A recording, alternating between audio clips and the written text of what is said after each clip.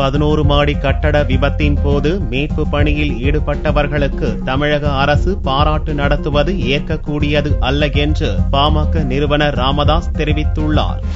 பாமக நிறுவனர் ராமதாஸ் சேலத்தில் செய்தியாளர்களை சந்தித்தார். அப்போது அவர் நடந்து முடிந்த லோக்சபா தேர்தலில் அதிமுக வெற்றி பெற்றது அதிர்ச்சியையும் ஆச்சரியத்தையும் ஏற்படுத்தியுள்ளதாகவும் ஓட்டுப்பதிவு இயந்திரத்தில் மோசடி செய்து இந்த வெற்றியை முதல்வர் ஜெயலலிதா பெற்றிருப்பதாகவும் குற்றம் சாட்டினார். சென்னையில் 11 மாடி கட்டடம் இடிந்து விழுந்து ஏற்பட்ட விபத்தின் போது மீட்பு பணியில் ஈடுபட்டவர்களுக்கு முதல்வர் ஜெயலலிதா பாராட்டு விழா நடத்துவது ஏற்புடையது அல்ல என்றும் ஊழல் மற்றும் விதிமுறைகளை மறைப்பதற்காகவே இந்த விழா நடத்தப்படுவதாகவும் ராமதாஸ் குற்றம் சாட்டினார்.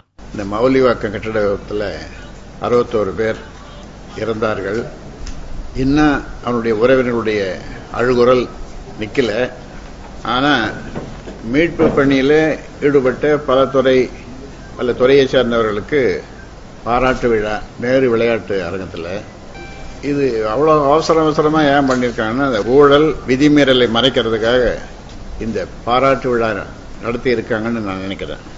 இன்னும் அந்த அவர்களுக்கு அறிவித்த நிதி கூட இன்னும் போய் போய் சேரல. நான் ஏற்கனவே குற்றச்சாட்டு சொல்லியிருந்தேன். வீட்டு வசதித்துறை அமைச்சர் வைத்திலிங்கம், அமைச்சர் கோகுல இந்திரா தான் இது அந்த பூஜை போட்டவங்க. முதல்ல இவர் அனுமதி கொடுத்தவர். இன்னொரு அதிகாரி சென்னை பெருநகர வளர்ச்சி குழுமத்தினுடைய உறுப்பினர் செயலாளர் வெங்கடேசன் IAS. இவங்க எல்லாம் இதுல சம்பந்தப்பட்டவங்க.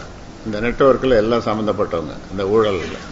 இந்த கட்டட விபத்து குறித்து ஓய்வு பெற்ற நீதிபதி ரகுபதி விசாரிக்க கூடாது என்றும் நேர்மையான வேறு ஒரு அதிகாரி ஒருவர் விசாரணை நடத்த வேண்டும் என்றும் ராமதாஸ் கேட்டுக்கொண்டார்.